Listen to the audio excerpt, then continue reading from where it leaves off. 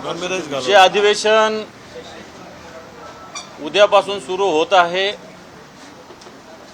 या अधिवेशनाच्या पूर्ण कामकाजाच्या दृष्टीनं महाविकास आघाडीची बैठक नुकतीच झालेली आहे। आम्ही सगळे या बैठकीला हजर होतो। उद्यापासून अधिवेशन होणार आहे, त्याच्या पूर्वसंध्येला मुख्यमंत्र्यांनी आणि सरकारने संध्याकाळी चहापानाचं निमंत्रण आम्हाला दिलेलं आहे। पण ते चहापानाचं निमंत्रण दिलेलं असताना राज्यातली सगळी स्थिती बघितली आत्ताच्या घडीला, मग कायदा सुव्यवस्थेची असेल, राज्यात बोकाळलेला भ्रष्टाचार असेल, शेतकऱ्यांची स्थिती वेगळ्या पद्धतीनं बी बियाणे, खतं, लिंकिंग, विमा या सगळ्या उद्देशानं असेल, आणि हा सगळा विचार केल्यानंतर या सरकारने भले निमंत्रण दिलं असेल, त्याचप्रमाणे या सरकारमध्ये ज्या पद्धतीनं 3 पक्षामध्ये 3 तोंड झालेले आहेत। एक मंत्री नारायण राणेविषयी म्हणतात की यांनी अनेक खुनं केले, यांनी अनेक केसेस घेतल्या, मर्डरी केल्या, कित्येक मंत्री भ्रष्टाचारात गुंतलेले आहे। बाकी डिटेल्स नक्की पुढे आता या पत्रकार परिषदेत आम्ही मांडू। बाकी 3000 कोटीचा भ्रष्टाचार कशा पद्धतीनं झाला, आणि या सगळ्या स्थितीमध्ये या सरकारने ठेवलेल्या, मुख्यमंत्र्यांनी ठेवलेल्या चहापानावर बहिष्कार टाकण्याचा निर्णय आम्ही घेतलेला आहे। कारण ज्या पद्धतीनं सत्ताधारी पक्षांची मस्ती वाढलेली आहे, एक बबनराव लोणीकर सारखे आमदार, माजी मंत्री, जे मंत्री राहिलेले कॅबिनेट मंत्री, हे सांगतात तुमच्या पायातले बूट, तुमच्या पायातले चप्पल, कपडे सुद्धा सरकारने दिलेले, अशा प्रकारची मस्तीची भाषा म्हणजे ब्रिटिशाची ही सुधारित अवलाद आहे। आणि अशा पद्धतीनं वक्तव्य करणारे लोक नंतर मग भ्रष्टाचारात अनेक पद्धतीनं गुंतलेले लोक, मग संजय शिरसाट असतील, आता बुमरेंचं प्रकरण नव्याने समोर आलेलं आहे। आणि सगळ्यात महत्त्वाचं, मराठी या भाषेवर या महाराष्ट्रात होत असलेला अन्याय, हिंदीचं सक्तीकरण करण्याचा प्रयत्न, नवे सक्तीकरण करणार, या सगळ्या विषयाला धरून या सरकारच्या चहापानाला जाणं आम्हाला संयुक्तिक वाटलेलं नाही।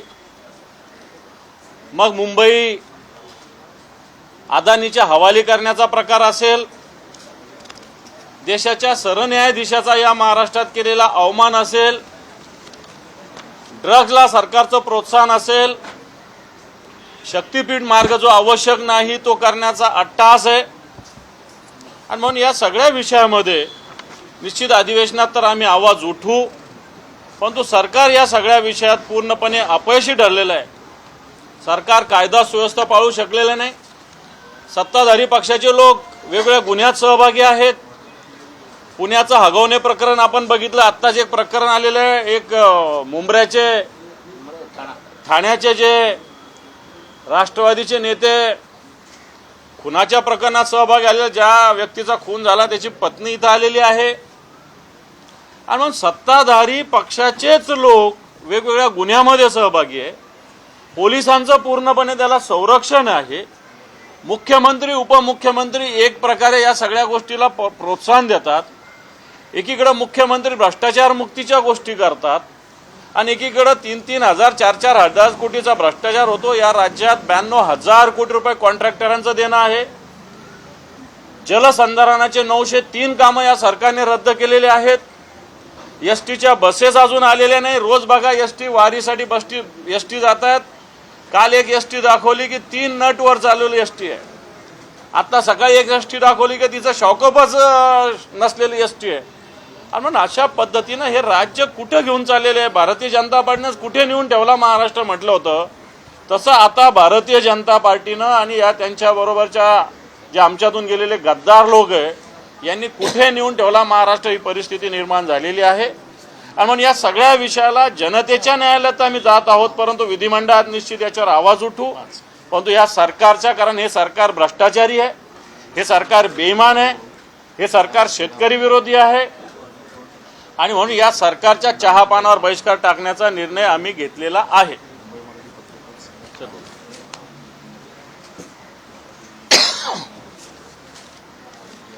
उद्यापासून अधिवेशन सुरू होतं आणि आपल्याला माहिती असतं की पूर्वी संध्येला चहापाण्याचा कार्यक्रम असतो. तसं पाहायला गेलं तर आम्ही विचार करत होतो की या कार्यक्रमाला जायचं की नाही जायचं, कारण विषय अनेक आहेत. जे महाराष्ट्र द्वेष्टे आहेत त्यांच्या चहापाण्याच्या कार्यक्रमाला जायचं म्हणजे पाप तर आहेच, पण मला वाटतं ज्या पद्धतीने हे महायुती किंवा महाझुटी सरकार म्हणजे एक भाजप पक्ष आणि दोन गद्दार गँग हे जेव्हा आपण पाहतोय ज्या पद्धतीने हे सरकार चालवण्याचा प्रयत्न करत आहेत, तीन दिशेला तीन तोंड आहेत, एकामेकांमध्ये भांडण आहेत, मग ती बंगल्यांवरनं असतील, गाड्यांवरनं आहेत, कुठच्या जिल्ह्याचे कोण मालकमंत्री बनणार, कोण पालकमंत्री बनणार, या खात्यातून त्या खात्यात पी येतात की नाही येत. आणि मग हेच नाही तर मुख्यमंत्र्यांसमोर जाहीरपणे हे पण सांगतात की माझा फंड ह्यांनी चोरला, त्यांचा फंड त्यांनी चोरला.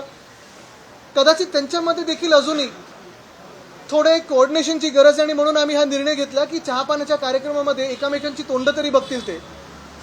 आणि जे सोबत दोन आलेले आहेत त्याच्यात दाग अच्छे आहे ही भाजपची नवीन टॅगलाईन जरी झाली तरी भ्रष्टाचाराचे दाग घेऊन अनेक लोक जे त्या मंत्रिमंडळात बसले असतील किंवा त्या चहा पाण्याला जातील, कदाचित मुख्यमंत्री त्यांना पहिल्यांदा बघतील किंवा त्यांना पुन्हा एकदा आठवण होईल की होय ह्यांच्यावरच मी आरोप केले होते, कोणाला जेलमध्ये टाकणार होते, कोणावर काय आरोप लावले होते, कोणी ईडी कोणाच्या मागे लावली होती.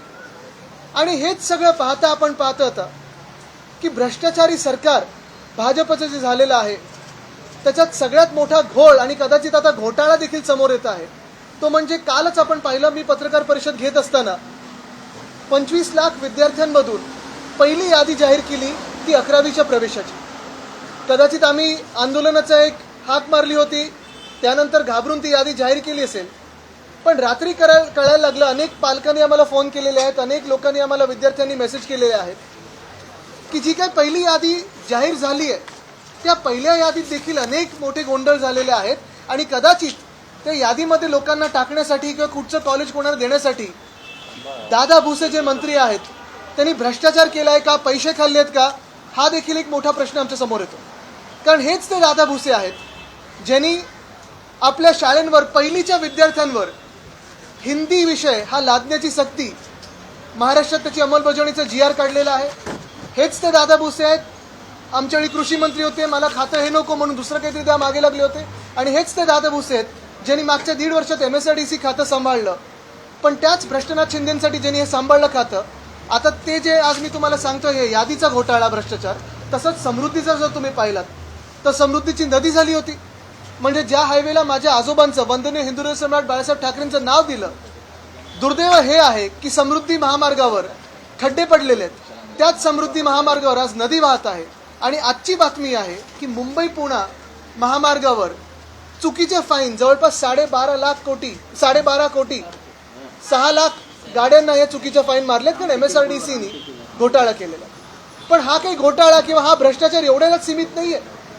3,000 कोटीचा घोटाळा म्हणजे आपल्याला आठवत असेल 3 ऑक्टोबरची पत्रकार परिषद माझी मागच्या वर्षीची, MSRDCचा घोटाळा, MMRDAचा घोटाळा, गायमुख ठाणे उन्नत महामार्ग आणि मग तो बोगद्याचा असेल, 17,000 कोटीचं टेंडर काढलं, आता 14,000 कोटीवर आलंय. हेच 3,000 कोटी असतील किंवा हे सगळे जे पैसे प्रत्येक कॉन्ट्रॅक्टमधून लाडक्या कॉन्ट्रॅक्टर ह्या स्कीममधून जे काढलेले आहेत तेच पैसे अनेक राजकीय व्यक्तींना फोडण्यासाठी वापरले जातात. तेच पैसे पक्षाच्या बळकटीकरणासाठी केले जातात. आणि त्याच पैशांमुळे तुम्हाला आता कळलं असेल भ्रष्टनाथ शिंदेना सुरत, गुवाहाटी आणि वॉशिंग मशीनमध्ये उडी मारायला लागली. मुळात आपण पाहतो एकंदर महाराष्ट्रामध्ये कोणी हॉटेल घेण्याचा प्रयत्न करते, कोणी मंत्री छत्रपती संभाजीनगरमध्ये. दुसरं एक पाहिलं असेल ज्वलंत हिंदुत्वाचं उदाहरण म्हणजे बुमरे याच्या ड्रायव्हरनी सलार जंगची प्रॉपर्टी फुकटात घेतलेली आहे. हे अशा अनेक गोष्टी आहेत.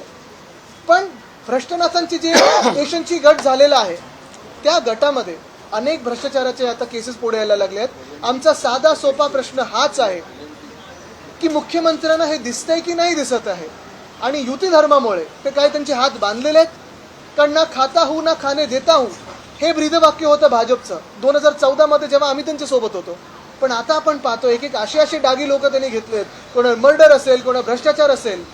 युती धर्मामुळे काय मुख्यमंत्री महोदय हात बांधून बसलेत की डोळे बांधून बसलेत, हा आजचा मोठा सवाल आहे. आणि हे विषय नुसतं आम्ही अधिवेशनात घेणारच नाही, तर आमची अपेक्षा ही असेल की मुख्यमंत्री महोदयांनी यांच्यावर कारवाई करावी आणि उत्तर महाराष्ट्राला द्यावं. कारण उत्तर आम्ही नाही मागत आहे, महाराष्ट्राची प्रत्येक व्यक्ती मागत आहे.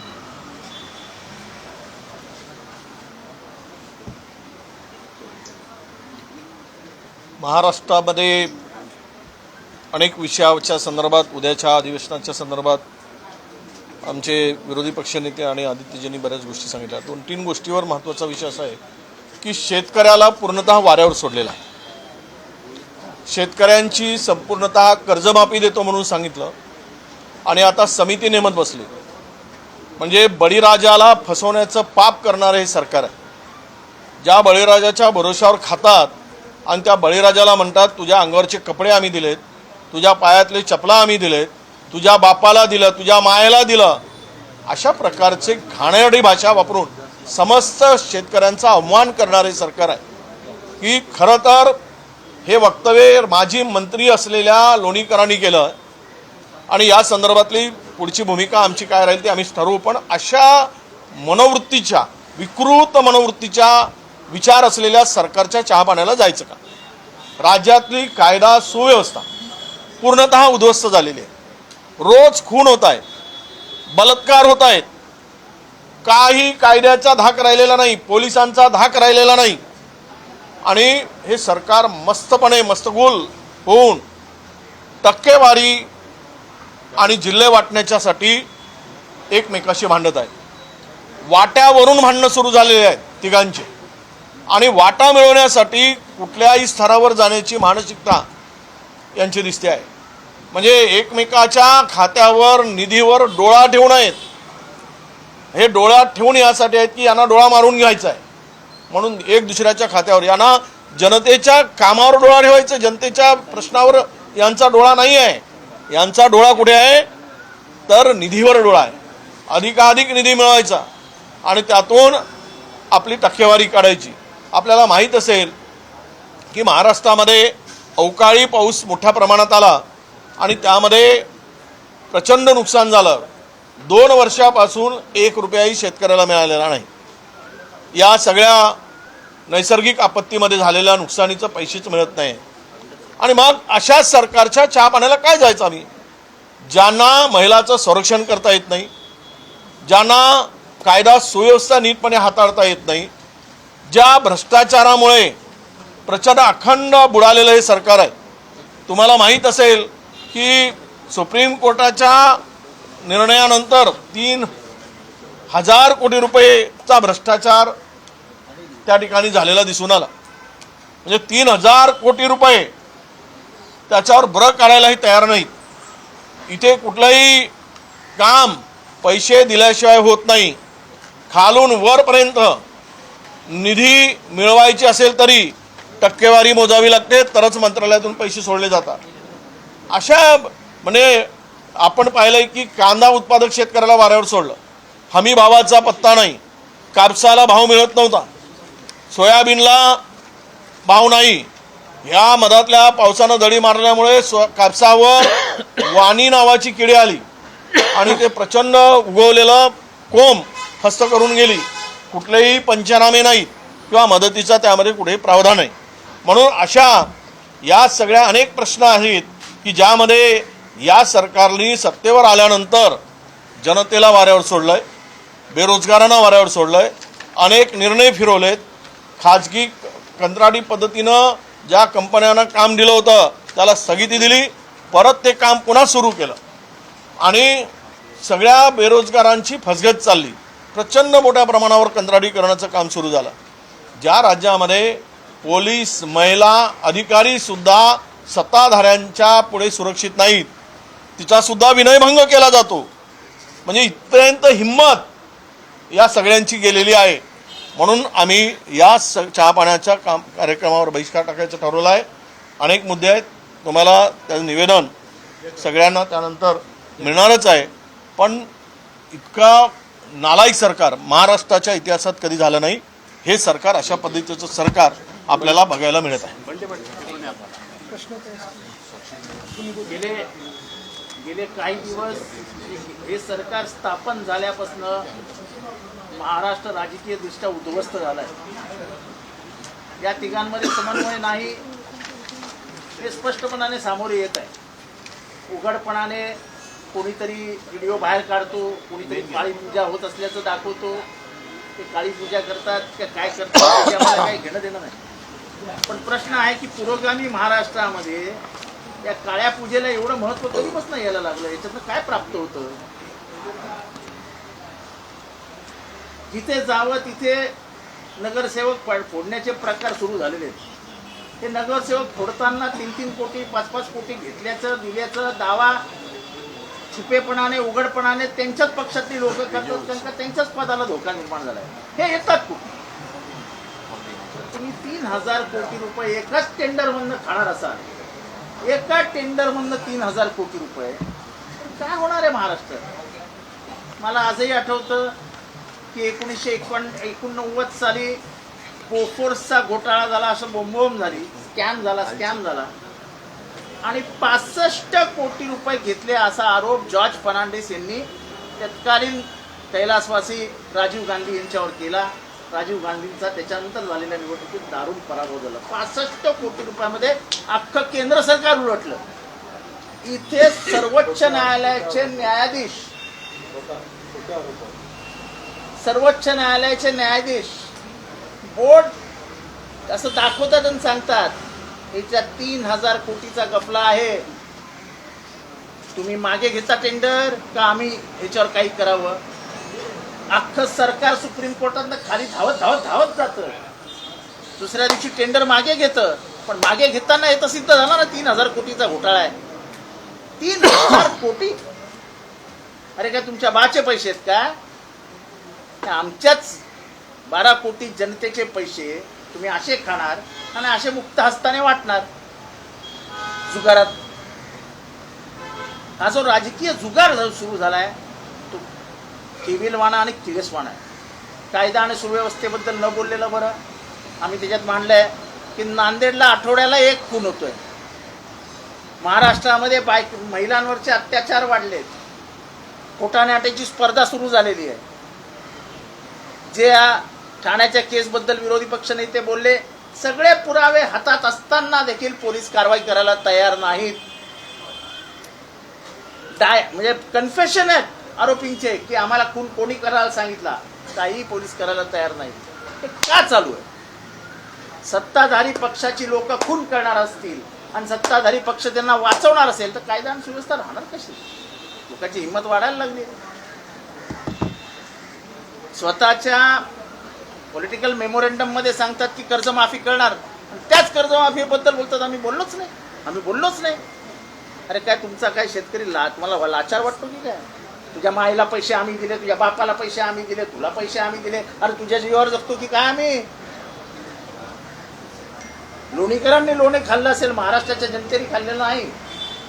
तेव्हा अशा या भ्रष्ट उन्माद आलेल्या मंत्र्यांबरोबर त्यांच्या बाजूला बसून चहा प्यावा असं आमच्यापैकी एकालाही वाटत नाही. आणि म्हणून आम्ही सगळ्यांनी एकत्रित निर्णय घेतला की चहा पानाला त्यांच्या बाजूला बसणं म्हणजे भ्रष्टाचाराला पाठिंबा देणं, गुन्ह्यांना मदत करणं, मराठीवरती अत्याचार करणाऱ्या सरकारला मदत करणं. आज सगळे बोलायला लागले की नाही बघू. अरे तुम्ही कॅबिनेटमध्ये होतात ना, कॅबिनेटमध्ये तुमच्या समोर आला ना हिंदीचा प्रश्न, मग कॅबिनेटमध्ये विरोध का नाही केला? आता कशाला विरोध करताय? आता कशाला काहीतरी आम्हाला वेगळं वाटतंय बघू काहीतरी विचार करू बोलताय? कॅबिनेटमध्ये काय करता तुम्ही? कॅबिनेटमध्ये निर्णय घ्यायचे आणि जनता भडकली म्हटल्यावरती लगेच नाही काहीतरी विचार करू. नका विचार करू, महाराष्ट्राची जनता विचार करेल. मराठीच्या मुद्द्यावरती तुम्हाला माफी नाही हे लक्षात ठेवा. आणि म्हणून पक्षाभिनिवेश बाजूला ठेवून सगळी मराठी माणसं महाराष्ट्रात एक होताना दिसत आहेत. भाषेविषयी कुठलाही तिरस्कार कोणाला असण्याचं कारण नाही. अरे पण सक्ती कशाला, जबरदस्ती कशाला? काय शिकायचं ते शिकवू द्या मराठी माणसांना. कुठली भाषा द्या, फ्रेंच शिकायचं, जर्मन शिकायचं, स्पॅनिश शिकायचं, शिकू आम्ही, आमची पोरं शिकतील. तुम्ही कोण सांगणार आहे आम्हाला काय शिकायला पाहिजे? तर ही जी परिस्थिती निर्माण करते हे सरकार, हे फक्त मतांचं राजकारण आहे. त्या मतांच्या राजकारणापुढे मराठी माणसाचा बळी देत आहेत, मराठी भाषेचा बळी देत आहेत. त्याला आमचा सक्त विरोध आहे. भ्रष्टाचाराने बरबटलेल्या या सरकारबरोबर चहा प्यावा असं आम्हाला अजिबात वाटत नाही. पण म्हणून आजच्या चहापानाच्या कार्यक्रमात आम्ही बहिष्कार टाकला आहे. प्रश्न असतील? चला प्रश्न. या अधिवेशनामध्ये काही विरोधी पक्ष नेता मिळणार आहे का? कारण का आपण पाहतो की याच अधिवेशनामध्ये तुम्ही सूर्यदेव पत्र दिलं, मात्र अजूनही त्याला मंजुरी दिलेली नाही विधानसभा अध्यक्षांनी. सरकारला विचारलं मला असं वाटतं हा प्रश्न तुम्ही सरकारला किंवा विधानसभा अध्यक्षांना विचारला पाहिजे, आम्हाला विचारण्यापेक्षा. कारण आमच्याकडून जी प्रोसेस आहे ती पूर्ण झालेली आहे. आम्ही तिन्ही पक्षांनी मिळून नाव आमचं भास्करराव जाधवांचं दिलेलं आहे. आता हे काय आमच्या हातात नाही आहे ना, सरकार आणि विधानसभा अध्यक्षांनी निर्णय घ्यायचा आहे आणि तो घ्यावा. ज्यांनी संविधान हत्या दिवस साजरा केला त्यांना आपण प्रश्न विचारावा. त्याचबरोबर मराठीच्या मुद्द्यावर आता सगळी माणसं आम्हाला 5 तारखेला मुंबईच्या रस्त्यावर दिसतील. नक्की सगळे हा हा अजित पवार म्हणतायत की मराठीच्या मुद्द्यावरून आम्हाला मोर्चा काढण्याची वेळ येणार नाही. बघा, एक ह्याच्यात महत्वाचा प्रश्न हाच आहे. ह्याच्यात महत्वाचा विचार करण्याची हीच गोष्ट आहे की गेल्या 10 वर्षामध्ये आणि खास करून गेल्या 5 वर्षामध्ये असेल का म्हणून आम्ही विश्वास ठेवायचा भाजपावर की ते हे भाजप महाराष्ट्र प्रेमी आहेत. आपण पाहिलं असेल जे international financial centre Manmohan Singh साहेबांनी मुंबईला दिलं होतं, BKC मध्ये दिलं होतं, ते सरकार आल्या आम्ही सगळे विरोध करून देखील भाजपने उचलून नेलं गुजरातला गिफ्ट सिटी म्हणून. त्याचा फायदा नुसतं मुंबईला नाही तर देशभराला झाला असता. दुसरी गोष्ट, भाजपच्या सरकारमध्ये गेल्या 5 वर्षात आपण पाहतोय, मग मिंदेंचं सरकार असेल किंवा भाजपचं सरकार असेल, गेल्या 2.5-3 वर्षामध्ये Vedanta Foxconn, Airbus Tata, bulk drug park, medical device park हे सगळं नेलं त्यांनी गुजरातला आणि अनेक त्यांच्या राज्यांमध्ये. तिसरी गोष्ट आपण पाहतोय, गेल्या 2.5 वर्षाच्या काळामध्ये मिंदेंचं सरकार असो किंवा भाजपचं सरकार असो, आता भाजपचं सरकार आलंय, तुम्हाला मराठी बोलण्याची गरज नाहीये, आम्ही ज्या भाषेत बोलायचं ते बोलू, हे एका दुकानात जाऊन मराठी माणसावर दादागिरी भाजपच्याच सरकारमध्ये कशी होऊ शकते? व्हेज नॉनव्हेजचा जो विषय होता की तुम्ही खराब लोक आहात, तुम्ही मराठी लोक आहात, तुम्ही मटन मांस मच्छी खाता, हे बोलण्याची हिंमत महाराष्ट्रामध्ये असेल, मुंबईमध्ये असेल, भाजपचंच सरकार आमच्या डोक्यावर बसल्यानंतर कोणाची होऊ कशी शकते? आणि मग आता कुठेही हा प्रश्न नसताना खरं तर काही विषय आणण्याची गरज नव्हती. आपापल्या शाळेंमध्ये आपापले विषय चालू असतात, वेगळे वेगळे विषय भाषा चालू असतात. मग मराठीवर ही जी भाषेची सक्ती चाललेली आहे, तिसऱ्या भाषेची आणि हिंदीची, पहिल्यापासून आम्ही बोलतो हिंदी भाषेला विरोध नाही, हिंदी भाषिकांना विरोध नाही, पण ही जी सक्ती आहे थोडी तरी शिक्षण मंत्र्यांनी जे काही आहे इथे ते वापरावं. पहिलीच्या विद्यार्थ्यांवर तुम्ही तिसरी भाषा लादणार आहात का? आणि ती मग एकच भाषा कशाला? 5वी पासून असेल किंवा नंतर असेल, फ्रेंच शिकायची मुभा द्या तुम्ही, फायनान्शियल लिटरसी असेल, स्पॅनिश असेल, वेगळे वेगळे विषय द्या. पण एका बाजूला आपण पाहतोय की भाजपा आपला अजेंडा हा महाराष्ट्र विरोधी चालवत चाललेला आहे. आणि तसंच मुंबईमध्ये सगळ्यात मोठा, जगातला सर्वात मोठा जमीन घोटाळा म्हणजे धारावीचा अदानी घोटाळा जो झालेला आहे तो एवढ्याचसाठी झालेला आहे कारण भाजपा राजकीयदृष्ट्या मुंबई किंवा महाराष्ट्र जिंकू शकत नाही, मुंबई तर जिंकू शकतच नाही. आणि म्हणून मुंबईची जमीन अदानीच्या घशात घातली म्हणजे बुलेट ट्रेननी सगळं नेलं गुजरातला. ही जी भूमिका भाजपची आहे त्याला आम्ही सगळे मराठी म्हणून सगळे भेदभाव बाजूला ठेवून विरोध करू.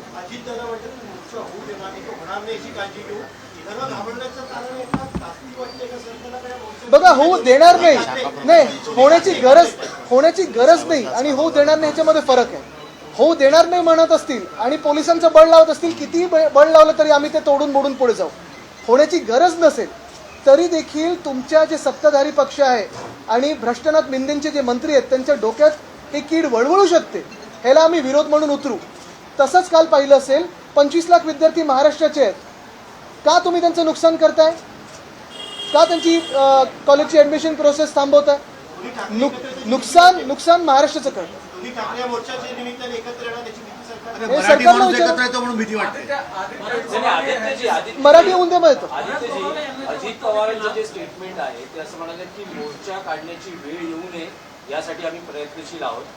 जी एक शक्यता व्यक्त केली जाते की हा अध्यादेश कदाचित आज किंवा उद्या अधिवेशनाच्या काळात मागे घेतला जाऊ शकतो, एक समिती स्थापन केली जाऊ शकते तज्ज्ञांची आणि त्यानंतर समिती वगैरेची गरजच नाही. त्या समितीला देखील आमचे विरोध आहे कारण पहिलीपासून जर तुम्ही तिसरी भाषा लादणार असाल आणि एकच ही हिंदी भाषा लादणार असाल आमचा विरोध राहील.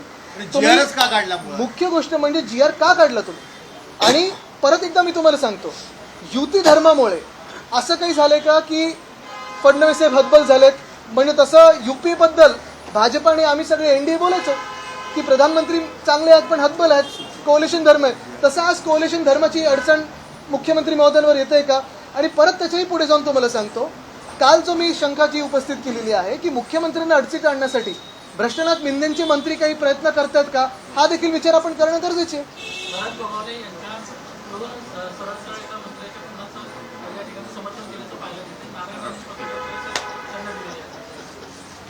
सांगा कोण बोलणार आहे का? पण हे मंत्री प्रधानमंत्र्यांच्या बाजूला बसू शकतात खून करून, म्हणजे प्रधानमंत्र्यांच्या सुरक्षेला देखील किती मोठा धोका ह्यांनी निर्माण केला हा विचार करा.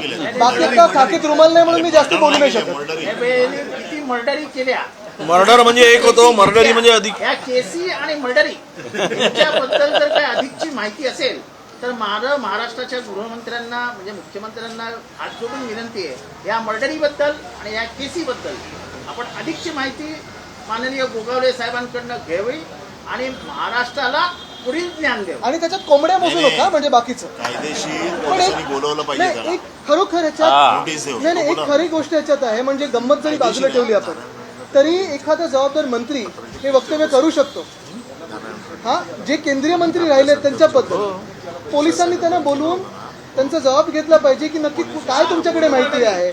चौकशी दोघांवर केली पाहिजे की कुठच्या मर्डर झाल्या आहेत, कुठचे आरोप झालेले आहेत, आणि हे खरं मुख्यमंत्र्यांनी बोलून घेतलं पाहिजे. कारण जर असे मर्डर करणारा व्यक्ती प्रधानमंत्र्यांच्या बाजूला कॅबिनेटमध्ये बसत असेल तर प्रधानमंत्र्यांच्या देखील आपण पाहतो सुरक्षेला मोठा धोका आहे. मनोज जरांगे पाटील यांची आता थोड्या वेळापूर्वी पत्रकार परिषद कोणाची? मनोज जरांगे पाटील, आणि त्यांनी असं सांगितलं की 29 ऑगस्टला 28 ऑगस्टला ते मुंबईमध्ये येत आहेत आणि पुन्हा एकदा मराठा आरक्षण आणि हा संपूर्ण अधिवेशन संपल्यावर येत आहेत, त्याच्यावर चर्चा आता नंतर होईल. पण आता विषय आजचा विषय आजचा विषय नाही आहे, आमचा बहिष्काराचा विषय आहे. आणि मराठी सक्ती करणाऱ्यांच्या विरोधात आमचा निषेध. अभिषेकजी थांबा, तुमची शक्ती नंतर, पहिली आमची शक्ती, पहिली आमची शक्ती, मग तुम्ही म्हणतात की नारायण राणेंचे मर्डर्स वगैरे मी नाही. मर्डरी गोगावले मर्डरी हातात रुमाल घेऊन फिरणारे टॉवेलमध्ये बसणार आहे. फडणवीस ज्यावेळेस सभागृहात होते त्यावेळेसच त्यांनी संपूर्ण कायदा सुव्यवस्थेची लिस्ट वाचलेली होती. तरी देखील त्यांचा भाजपमध्ये मोठा पक्षप्रवेश झालेला होता. मुख्यमंत्र्यांना एवढं समजून देखील त्यांनी हा पक्षप्रवेश. मग म्हणूनच मी विचारतोय ना की मुख्यमंत्री हतबल आहेत का, कोalition धर्म आहे का, युती धर्म आहे का? राज्यसभा में न्याय न होगा, सच्चे को फांसी होगी, झूठा मौज उठाएगा, असं चाललेलं आहे. युवराज माथनकर नावाच्या एका सराईत गुंडाला प्रवेश दिलेला आहे. एकनाथ शिंदे यांच्या शिवसेनेत. आपण जो पूर्ण यादी पाहाल वरपासून खालपर्यंत. नाही, दाऊद नाही. आला तरी आम्हाला वाटणार नाही काय विशेष नाही, मानलं नाही, एक जनतेला. मिनिट. सलीम कुत्ता बरोबर ज्यांनी नाचले, युपीए केस टाकली होती UAPAची, काय झालं? प्रवेश दिला. इक्बाल मिर्ची बरोबर ज्यांनी व्यवहार केला, काय झालं? प्रवेश दिला. मुख्य गोष्ट हीच मंत्र्यात असे लोक बसायला लागतील तर मग बाकीच्या लोक फरक एवढाच, फरक आदित्यजी एक मिनिट, आदित्यजी म्हणाले फरक एवढाच आहे, तो कुत्ता होता आता डॉगी झाला. शक्तीपीठ महामार्ग आहे त्याला बोलणं अजूनही विरोध केलेला आहे, पण 20,000 कोटीचं जे राज्य सरकार कर्ज घेत आहे त्याचा थेट परिणाम राज्याच्या बजेटवर 22% होणार आहे. असं वित्त बघा, थेट परिणाम ह्या सरकारवर, कारण हे सरकार थेट निवडणूक आयोगाच्या आशीर्वादामुळे निवडून आलेलं आहे. तुम्ही शेतकरी म्हणून आंदोलन करा, तुम्ही विद्यार्थी म्हणून आंदोलन करा, महिला म्हणून आंदोलन करा, ह्या महाराष्ट्राचे या देशाचे नागरिक म्हणून आंदोलन करा, या सरकारला काही काडी मात्र फरक पडत नाही. त्यांना फरक एवढाच पडतो, तिजोरीत पैसा आहे किती हे बघायचं नाहीये. ह्या सगळ्या कॉन्ट्रॅक्टमधून लाडक्या कॉन्ट्रॅक्टरला किती मिळतंय आणि स्वतःच्या खिशात किती जात आहे एवढाच फरक पडतो. बाकी सरकारला काडी मात्र फरक पडत नाही. एक या संदर्भात 9,83,000 कोटीचं कर्ज आलंय. दरडोई आता 70,000 रुपये प्रत्येक माणसाच्या डोक्यावर कर्ज झालेलं आहे. पोरगा जन्माला आला, सगळे तुमच्यावर पण आहे, म्हणजे पत्रकार म्हणून तुम्ही सुटले नाहीत हा, तुमच्यावर पण तेवढंच कर्ज आहे, हे लक्षात घ्या. महाराष्ट्रातील मुलगा जन्माला आला की तेवढं कर्जाचं ओझं घेऊन येतो, हे पहिल्यांदा होत आहे. एवढं कर्ज काढल्यानंतर आता या सरकारला कर्ज काढता येत नाही म्हणून तिजोरीत खडखडाट आहे. सगळे योजना गुंडाळल्या आहेत, आदिवासी समाज कल्याणचे निधी वळवला आहे आणि म्हणून यांनी आता महामंडळं तयार करून कर्ज काढून सरकारच्या तिजोरीतून त्या कर्जाचं व्याज द्यायचा आणि कर्जावर इन्फ्रास्ट्रक्चर उभं करायचं, रस्ते बांधायचे, पूल बांधायचे, सगळ्या इन्फ्रास्ट्रक्चर मोठं मोठं करायचं आणि त्यातून टक्केवारी वसूल करायचा. एवढाच एक सरळ मार्ग, सोपा मार्ग यांनी निवडलेला आहे. ह्याच्यात अजून एक महत्वाचं म्हणजे आपण पाहिलं असेल, हे तुम्ही कितीचा खर्च बोलताय? 55,000 कोटीचा समृद्धी महामार्ग आहे. खड्डे पडले नाही पहिल्या वर्षात, उद्घाटन झाले नदी आली. नदी वाहिली नाही, त्याच्यावर ब्रिज कोसळला नाही, क्रॅक्स गेले नाहीत, अटल सेतूच्या आजूबाजूला क्रॅक्स गेले नाहीत. कोस्टल रोड जे आम्ही बनवायला सुरू केलं होतं, मिंते जेव्हा सरकारमध्ये बसले, रोड सर्फेसिंग तेव्हाच्या काळी झालेलं आहे. रोड सर्फेस जाऊन बघा टनलमध्ये कशी आहे. मेट्रो 17 दिवसापूर्वी जे उद्घाटन झालं त्याची भिंत कोसळते. हे आज दुर्दैवी चित्र महाराष्ट्राचं. आपण एका काळी आपल्याला देशातलं प्रगत राज्य म्हणायचो किंवा सरकार आपलं आपण पाहत होतो, अनेक वेगवेगळी कामं करायची, पण आज महाराष्ट्र कशात फसलेलं आहे, कशात अडकलेलं आहे, ह्या वादांमध्ये अडकलेलं आहे. मी आदित्यजी हो, समृद्धीचं स्ट्रॅटेजी आहे का लाडकी बहीण योजनेमध्ये नक्कीच. रोज नवे निकष येत आहेत, लाभार्थींची संख्या कमी केली जाते आहे, तर त्या संदर्भात विरोधी पक्ष तुम्ही आता उद्यापासून पाहाल आमची लढाई सुरू होईल. हे बघा, राजकीय विरोध आम्ही शक्तीपीठाला झुगारणार नाही म्हणतात. राजकीय आम्ही शक्तीपीठ महामार्ग 12 जिल्ह्यामध्ये शेतकऱ्यांनी विरोध केलेला या शक्तीपीठ महामार्गाला. आम्ही ज्यावेळी राजकीय मंडळी यात पडतो त्यावेळी शेतकरी आमच्याकडे येतात म्हणून पडतो आणि म्हणून याला राजकीय कलर देण्याचा प्रयत्न सरकार करते. वित्त आयोगाला ज्यावेळी बैठक झाली त्यावेळी वित्त आयोगाने सांगितलं की आता भांडवली खर्च तुमचा 10% वर गेलेला आहे. त्यांच्या ह्याच्यात नमूद आहे की कर्ज काढण्याची मर्यादा आपली जी आहे ती पुढच्या 4 वर्षामध्ये 25% मर्यादा ओलांडली जाईल. आणि फायनान्स आणि प्लॅनिंग डिपार्टमेंटनं जी नोट त्या ठिकाणी दिलेली आहे, आम्ही वर्तमानपत्रामध्ये वाचलं, त्यामध्ये स्पष्टपणे सांगितलेलं आहे की टाईड अप एक्सपेंडिचर कमी करावं लागेल. हा प्रोजेक्ट व्यवहार नाही आहे, रेव्हेन्यूवर या ठिकाणी त्याचा परिणाम त्या ठिकाणी होणार आहे, हे स्पष्टपणे सांगितलेलं आहे. आणि म्हणून आमची भूमिका महाविकास आघाडी म्हणून असेल किंवा सगळेजण, हा गरज नसलेला शक्तीपीठ या ठिकाणी रद्द करावा. आर्थिक बोजा सरकारवर या ठिकाणी पडू नये. कर्जात अजून सरकार, आता डीपीडीसीला निधी नाही आहे, 20% निधी सोडायचं काम चालू आहे. शासनानं GR काढलाय, जे बजेटरी तरतूद आहे त्यातले 60% पैसे खर्च होत आहेत, बिलं दिली जात नाहीत. गोपीनाथ मुंडे साहेबांच्या नावानं शेतकरी जो विमा योजना आहे त्याचे 2-2 लाख रुपये या ठिकाणी दिलेले नाहीत. अशी अवस्था असताना हा शक्तीपीठ गरजेचा नाही. याला राजकीय कलर देऊन शेतकऱ्यांना या ठिकाणी अडचणीत आणण्याचा प्रयत्न सरकारचा चालू.